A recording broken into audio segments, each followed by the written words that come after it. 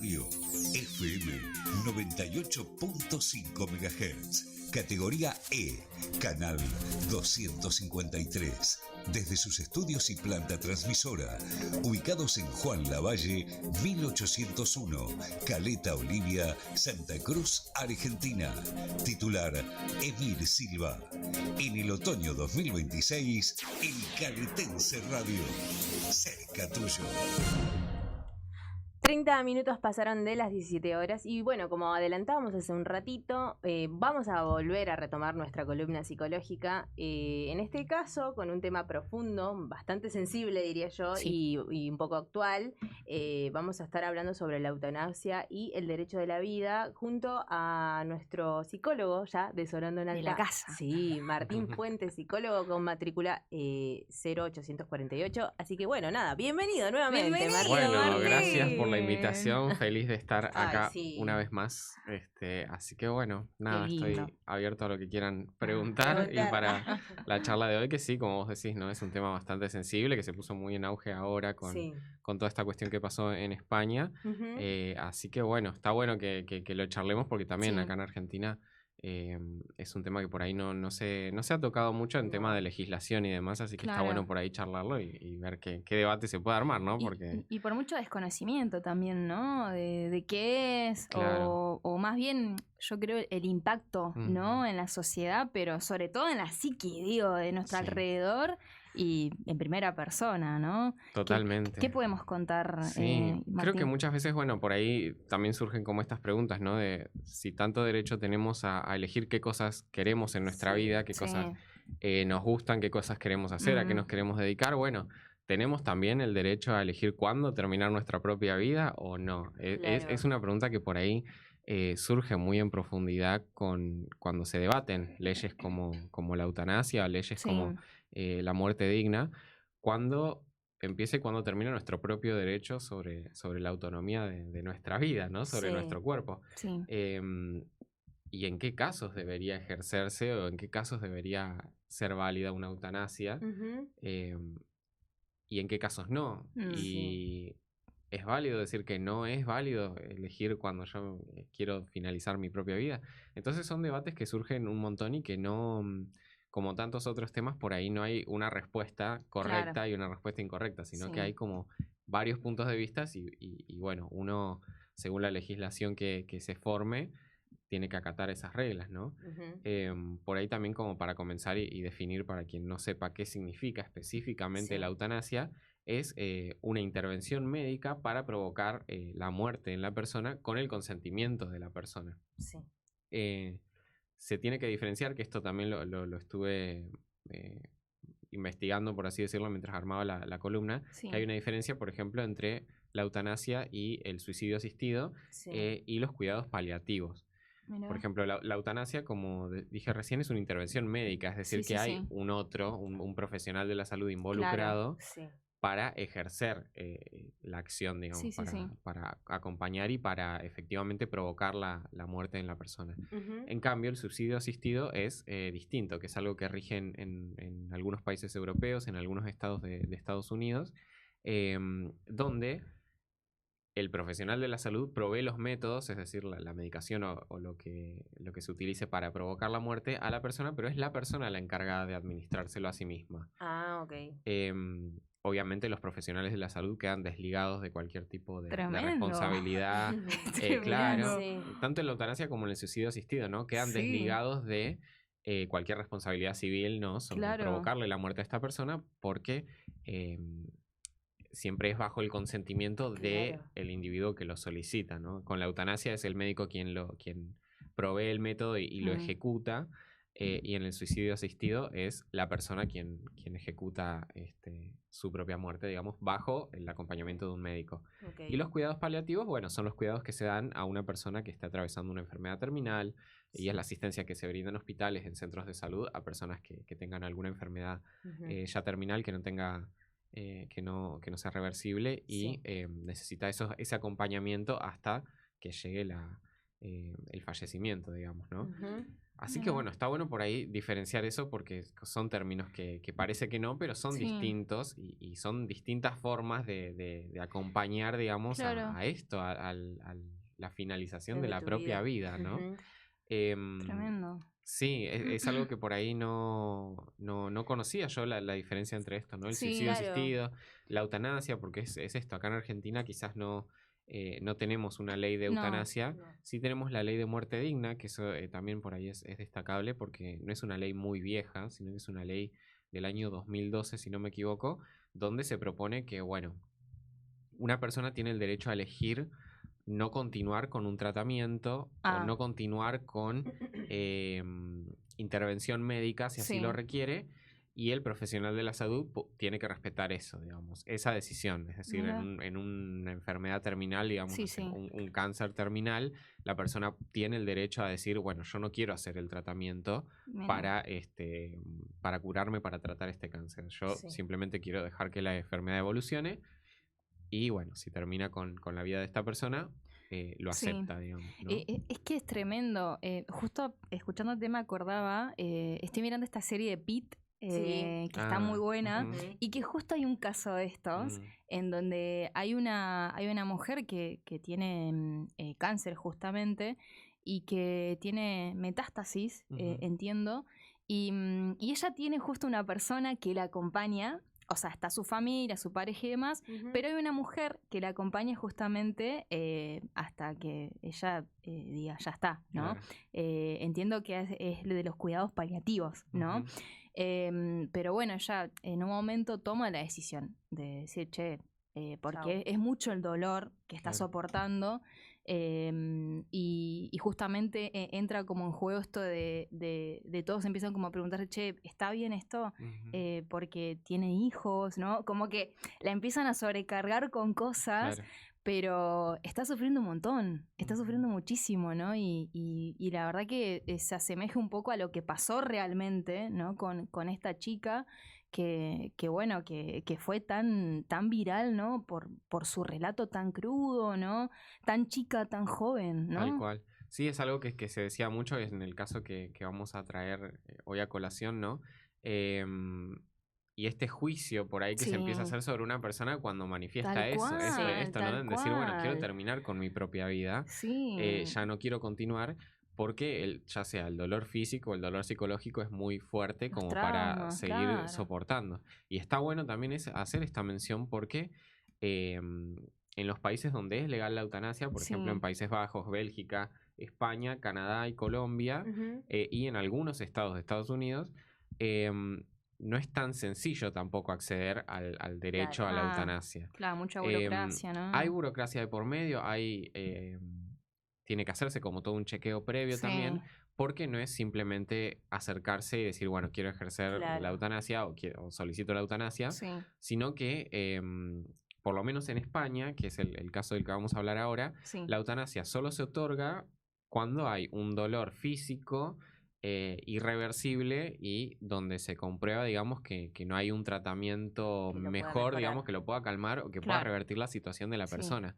No es simplemente que yo me acerco y digo, bueno, solicito la eutanasia y me la garantizan, sino que hay todo un comité evaluador, por lo menos en España, que se encarga de eso, ¿no? De ver, bueno, cuáles son las razones por las que esta persona solicita una eutanasia. Es una cuestión más social donde se puede llegar a ver cierta solución, cierta intervención desde el lado de, no sé, del trabajo social, la psicología o otras profesiones que por ahí contribuyan al bienestar de esta persona, o es una cuestión médica irreversible donde se genere una incompatibilidad, por así decirlo, donde no haya una mejoría a la persona, donde no haya ningún tratamiento que ayude a esta persona a mejorar.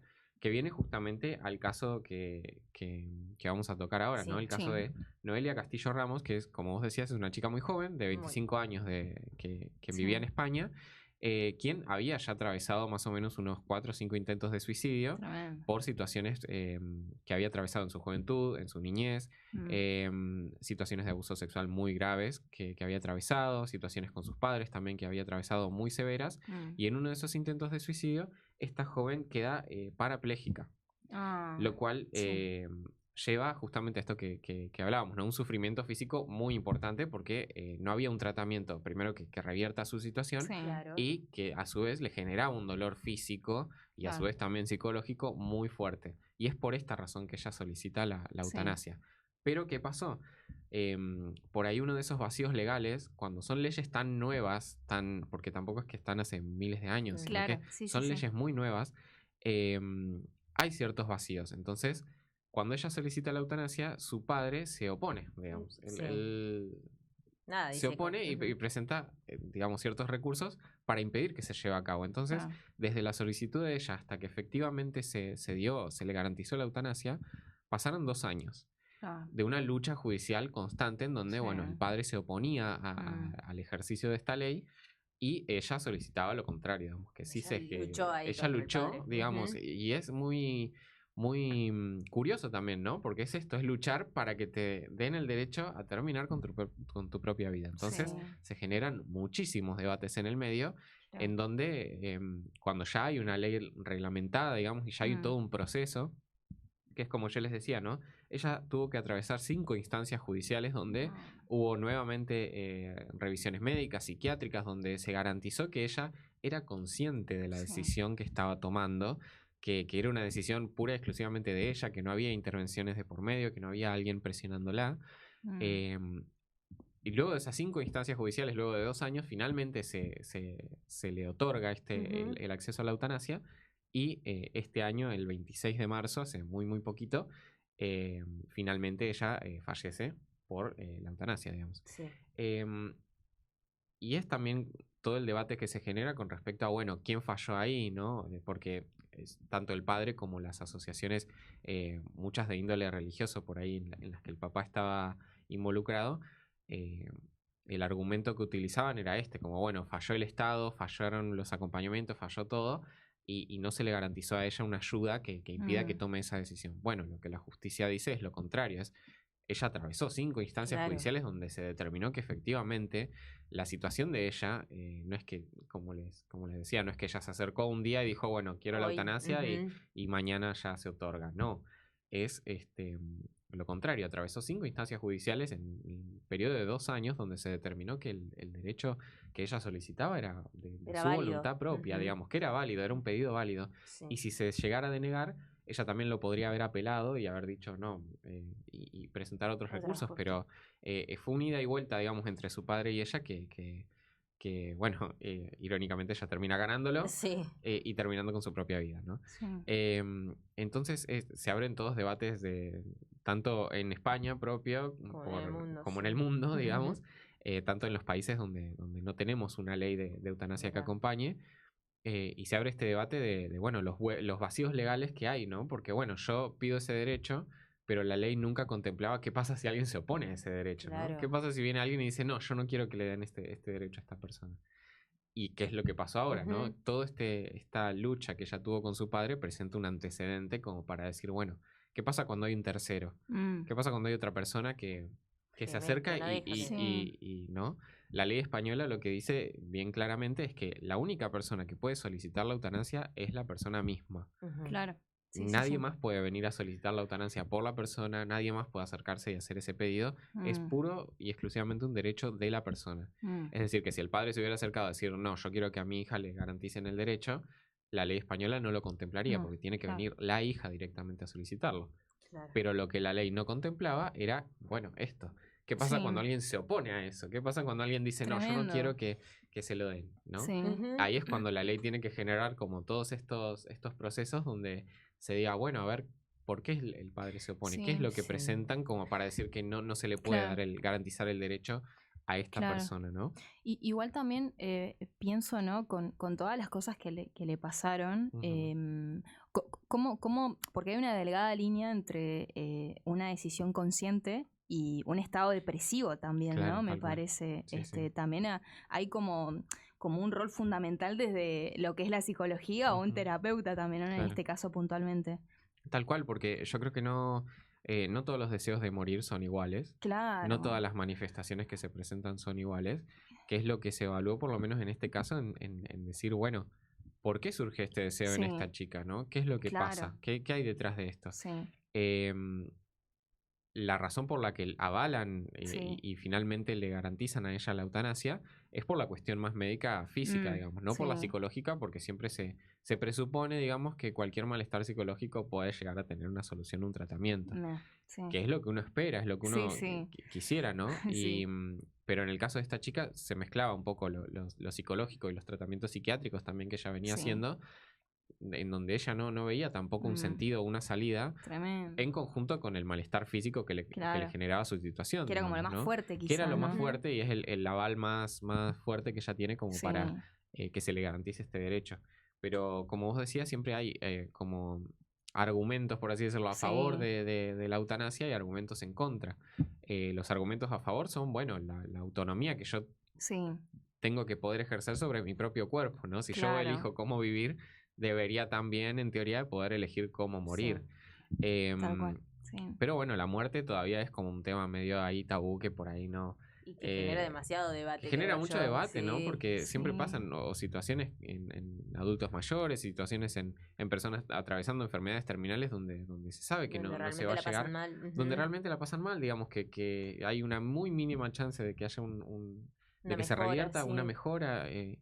Y bueno, ¿qué sentimos nosotros cuando una persona dice, no, yo no quiero atravesar todo un tratamiento invasivo, todo un tratamiento súper agotador invasivo, para mi cuerpo, invasivo y demás? Bueno, ¿no? El punto a favor es bueno, el derecho a no sufrir, el derecho a sostener la dignidad en que uno diga, bueno, si yo sé que el tratamiento me va a deteriorar y que encima la probabilidad de que yo me mejore es de un 10%, bueno, yo tengo que tener también ese derecho a elegir si quiero atravesar todo eso o simplemente disfrutar el tiempo que me quede como pueda, digamos. Que eso es lo que avala la ley de muerte digna en nuestro país, ¿no? Esto de decir, bueno, si la persona elige no continuar con ese tratamiento o deja expresada su voluntad de que de que no quiere tener estos tratamientos que prolonguen la vida, ¿no? Si yo caigo en coma, estos tratamientos o intervenciones donde se alimenta a la persona, donde se prolonga su vida, si yo dejo expresado que yo no quiero eso,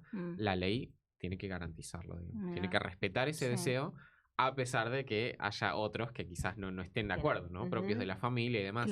Porque lo que la ley respeta es la autonomía y la independencia de la persona. Pero también tenemos todos los argumentos que se pueden presentar en contra, ¿no? Que tienen que ver un poco también con lo que le pasaba a esta chica, ¿no? La vulnerabilidad psicológica que ella puede llegar a tener. Posibles presiones externas que puedan ocurrir, que puedan estar llevando a esta chica a decir, no, ¿sabes qué? Quizás no debería seguir viviendo porque yo no creo que tengas alguna solución. O bueno, mejor fíjate si no, ¿no? O ya que está la ley, ¿por qué no vas ¿no? Como presiones externas que puedan contribuir a ese deseo, que no es un deseo genuino y propio de ella, autónomo, sino que es presionado por alguien más. Y a su vez también, bueno, las dificultades que hay como para evaluar el consentimiento real, ¿no? ¿Qué tanto consentimiento doy yo a que se termine con mi propia vida? Esos también son como los argumentos en contra que uno dice, bueno, ¿y cómo estás tan seguro que querés dejar de vivir? ¿Qué es lo que te garantiza o qué es lo que te da la razón o te da el justificativo como para elegir dejar de vivir? Y esas son todas las instancias de evaluación que se han hecho, por lo menos en el caso de esta chica, como para efectivamente garantizar que la decisión estaba surgiendo de ella y por una razón válida. Así que sí, esa es como todo el debate, todo el mundo que se abre a raíz de una pregunta, ¿no? De, bueno. Y también pensaba en esto que mencionaba al principio, Martín, ¿no? Del impacto también que hay en alrededor, ¿no? De esa persona que toma semejante decisión. O incluso mismo, digo, por ahí, más allá de la eutanasia, digo, pero cuando alguien nos expresa, che, ya no quiero más esto, ¿no? O están transitando una enfermedad o algún tipo de otro dolor. Y el hecho de escuchar esas palabras, ¿no? Digo, el impacto que hay en uno, porque automáticamente, no sé, pasa esa instancia, ¿no? De que la persona ya se va de este plano terrenal. Y cómo convive esa persona, ¿no? La que queda acá con, che, pude haber hecho algo más, pude haber intentado algo, ¿no? Son esas cargas y culpas que terminan generando en el inconsciente, ¿no? Sí, totalmente. Yo creo que se abren un mundo de preguntas ante eso, ¿no? Que son también la lo que uno tiene que evaluar también, cuando uno considera, cuando alguien por ahí viene y manifiesta eso, ¿no? Como, bueno, ¿de dónde surge ese deseo? Es lo mismo si uno tiene un trastorno de salud mental que una cuestión física que yo sé que no tiene reversibilidad. Por eso es muy importante no evaluar esto, bueno, qué nivel de depresión hay, qué nivel de intencionalidad de suicidio hay también, el nivel de trauma que la persona pueda cargar, qué tanta redes de apoyo, qué tanto qué tan real es ese deseo de no continuar viviendo, ¿no? Y es evaluar también todas las preguntas que se abren con eso, como vos bien decías, bueno, yo como familia o yo como amigo, ¿podría haber hecho algo más? ¿Cómo acompaño cuando alguien me manifiesta eso, ¿no? En el caso de una enfermedad terminal, y bueno, es por ahí escuchar primero a quien está padeciendo eso. Y también las probabilidades que surjan de que esa persona pueda curarse o atravesar su enfermedad y demás, y respetar ese deseo que la persona manifieste, porque quien tiene la última palabra en la ley y en la vida, digamos, y bajo el tratamiento médico, es la persona quien lo está atravesando. Por más que uno como familia o como amigo no le guste, lo que la legislación dice es que la persona tiene la última palabra.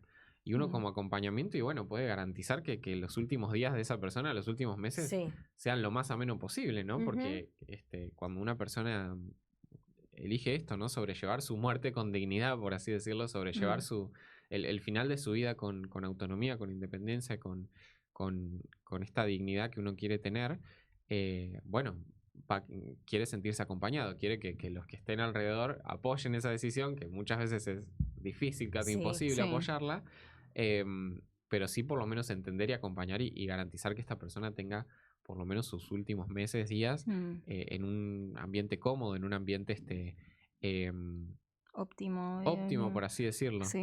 Hay una serie, ahora se me vino, que está en Disney, que se llama Morir de placer, me parece. Ah, mira. Que trata justamente más o menos de esto, ¿no? Como, bueno, es una chica que está atravesando una enfermedad terminal y, bueno, se propone no continuar con su tratamiento o directamente ya atravesó una situación anteriormente y no quiere volver a repetirla, entonces elige como, bueno, vivir sus últimos días, digamos, aprovechándolo al máximo, saliendo con gente, conociendo gente y así demás. Y también habla mucho de, bueno, la decisión que el acompañamiento y la reacción de su gente alrededor, ¿no? Es una serie que está muy buena como para tratar este tema. Es la primera que se me viene así a la mente, donde se trate esto, ¿no? De la muerte digna y la muerte acompañada de tus familiares o bajo tus propios términos, por así decirlo, ¿no?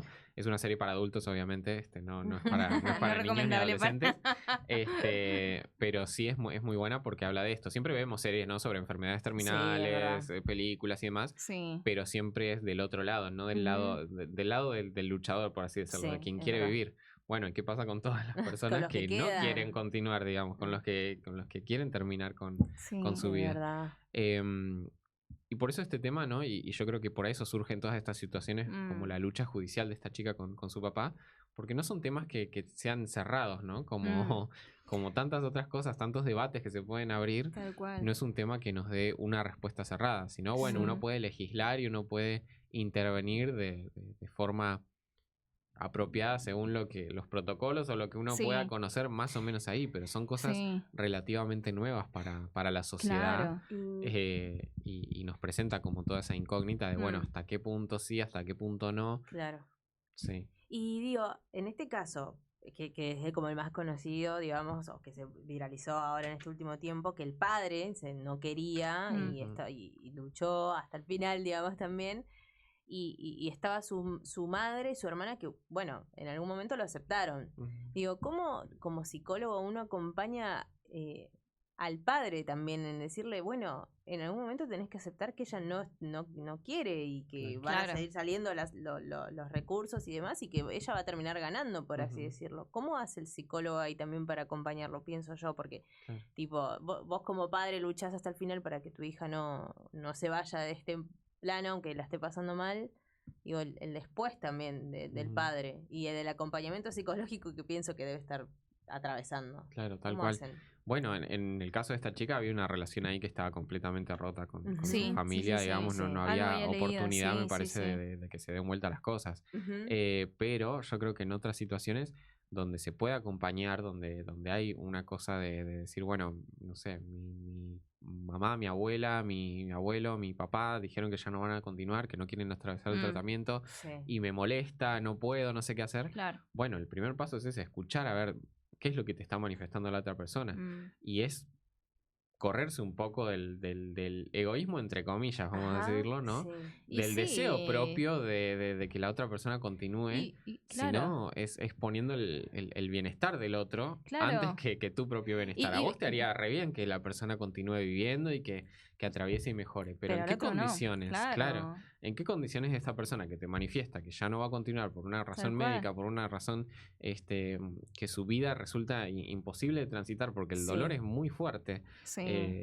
Todo el tiempo y todos los días, como en el caso de esta chica, bueno, ¿para qué querés que siga viviendo si ya expresó que no quiere continuar? O sea, ¿no es mejor acompañar a esta persona en lo que está transitando y garantizar de vos poder llevarte un buen recuerdo, llevarte una buena experiencia de la muerte, por así decirlo?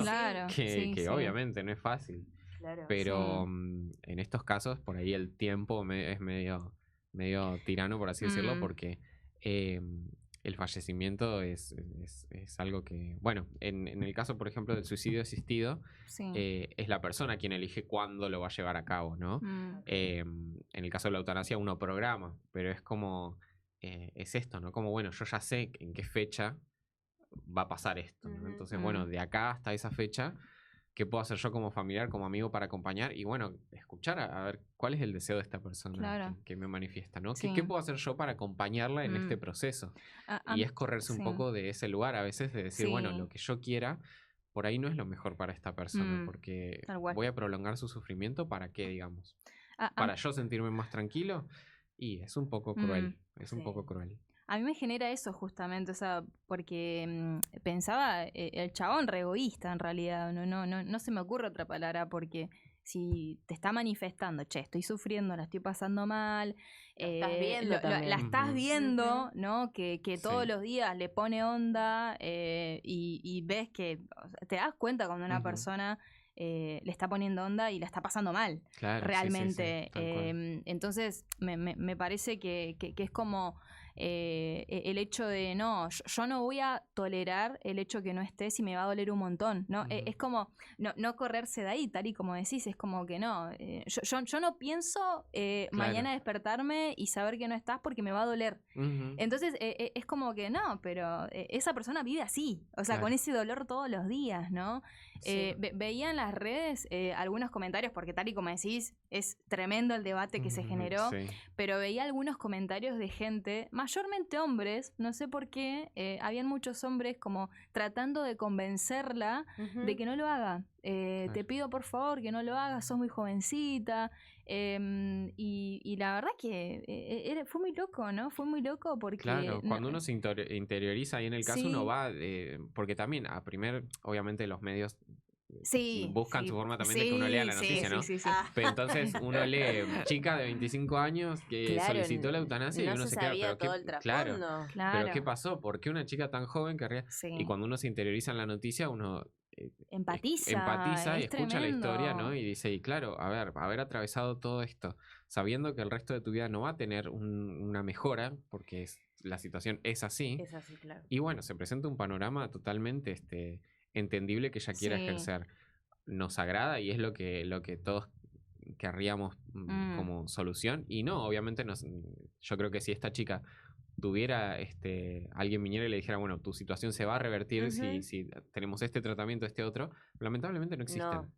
No existen. Médicamente era imposible que la situación de esta chica se revierta. Claro. Entonces, uno lo comprende, pero obviamente uno, o yo por lo menos como psicólogo, creo que tenemos que acompañar hasta las últimas circunstancias, no intentar que esta persona sostenga el deseo de vivir cuando uno sabe que no viene por el lado físico, el lado médico, que es una situación irreversible. Acompañar y bueno, buscar recursos para ver si efectivamente ese deseo de muerte es real y es ya irreversible, o si es una cuestión que se puede llevar por otros lados y tiene algún tipo de salida o de solución. Pero cuando es una situación como la de esta chica, donde ya hay expresamente un deseo a morir y no hay una mejoría posible, bueno, ahí el rol es correrse un poco también de esto, ¿no? De querer prolongar la vida de alguien que no quiere y que ya sabes que no hay mejoría. Y es acompañar en el bienestar de los últimos momentos, digamos, de los últimos días. Y sí, se genera un debate enorme. Por esto justamente, ¿no? Se empiezan a mezclar como, bueno, los juicios de valor, la Tal moral, cual. la ética profesional también, de cómo un médico va a ejercer esto, ¿no? Bueno, es así, digamos, es lo que se va generando con estas cuestiones. Y se asemeja un poco también la discusión, porque hace rato veía, y lo último, hace rato veía que, bueno, le hicieron algunas entrevistas al presidente, ¿no? Y él expresó, ¿no? Su posición al respecto, está totalmente en contra de la eutanasia. Y lo relacionó con el aborto, ¿no? Y bueno, y acá se ponen ahí en discusión estos dos temas, ¿no? Tan importantes, y es como también pensar, ¿está realmente la sociedad preparada, digo, para hablar de esto? Para el porque debate, en su momento el aborto, bueno, hasta el día de hoy sigue siendo un debate, pese a que, bueno, algunas leyes, bueno, salieron afortunadamente bastante positivas, si se quiere, ¿no? Pero es una herramienta, me parece, ¿no? El hecho de contar con una eutanasia, ¿no? Que algo que sea legal, es una herramienta para esas personas, a mí me parece, ¿no? Una mirada personal desde lo que es atravesar el dolor, digo, alguna enfermedad terminal o cuestiones por ahí de que no tengan solución, ¿no? Inmediata.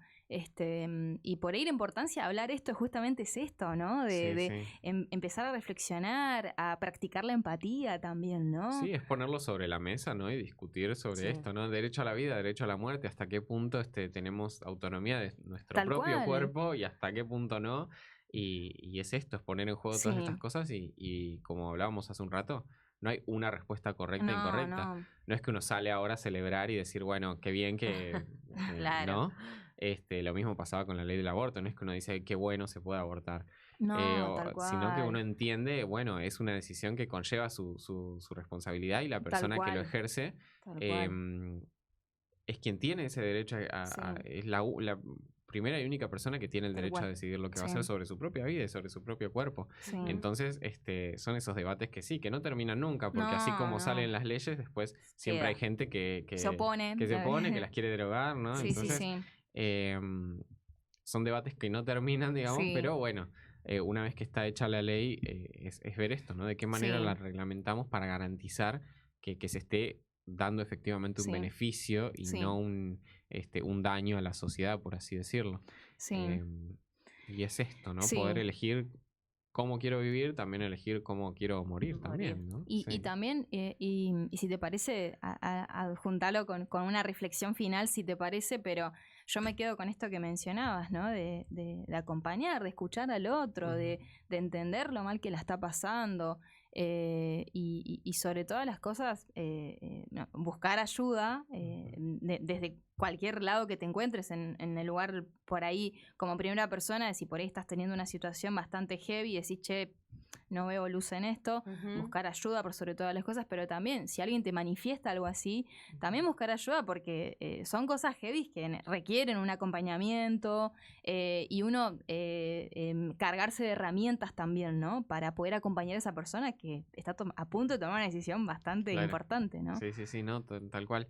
Yo creo que siempre tenemos que abocar a la autonomía, ¿no? Y más que nada al respeto a la dignidad del otro. Ya cuando hay algo que atenta contra eso, es cuando tenemos que corrernos de eso y escuchar. Yo creo que por ahí el mensaje es ese, ¿no? Respetar y valorar la autonomía del otro, ofrecer la ayuda cuando se nos solicita la ayuda o cuando vemos que efectivamente hay recursos que la persona puede emplear, podemos intervenir y podemos ayudar, pero ya cuando entendemos que lo que nosotros queremos, como nosotros queremos ayudar, atenta contra la dignidad de la otra persona, contra su autonomía, contra su bienestar, ahí es cuando tenemos que entender que por ahí nuestro dolor no es tan importante en estos casos y el dolor del otro es el que el que cuenta, el que vale la pena escuchar, ¿no? Tremendo, alta frase tiró. Duro. Ay, qué fuerte. No, fuerte, sí, es verdad. es posta. Es un tema fuerte, es sí, posta.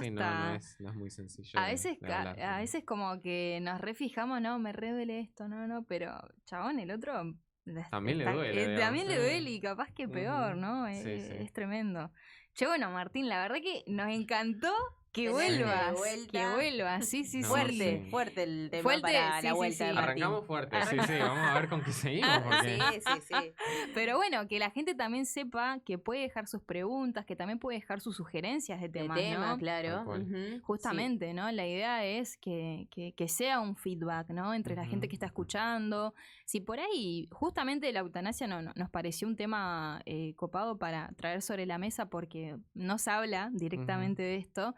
Solo se habla cuando hay casos puntuales, ¿no? Y la verdad que... No tenemos tanto conocimiento. Y no tenemos tanto conocimiento, ¿no? Y entonces nos pareció la verdad que bastante interesante hablarlo con Martín. Pero bueno, desde una mirada psicológica, como decíamos. Pero bueno, si vos estás del otro lado y te copa hablar de otros temas, sin miedo, decinos. Sí, hemos hablado de todo. De todo. Hemos hablado de todo. Sí. Tengo un par de temas ahí que se me ocurrieron, pero bueno. ¿De una? Sí, qué lindo. Bueno, y también no sé si alguien que está escuchando y quiere arrancar terapia, ¿dónde también puede? Tal cual. Bueno, me pueden escribir al 2974 20 7856 o en Instagram estoy como psi.fuentes. Ahí está. Perfecto. Bueno, Martín, te veremos la próxima vez. Veremos con qué tema vamos. ¿El otro mes o y bueno, no sé, nos va a quedar medio largo, pero puede ser. Vamos viendo. Sí, no, cuando quieran yo estoy acá disponible. Así que no hay problema. Gracias, Martín. Gracias a ustedes. Bueno, así pasaba entonces por Sonando en Alta Martín Fuentes. Nosotros separamos y ya volvemos. En el otoño 2026 transmite El Caletense Radio FM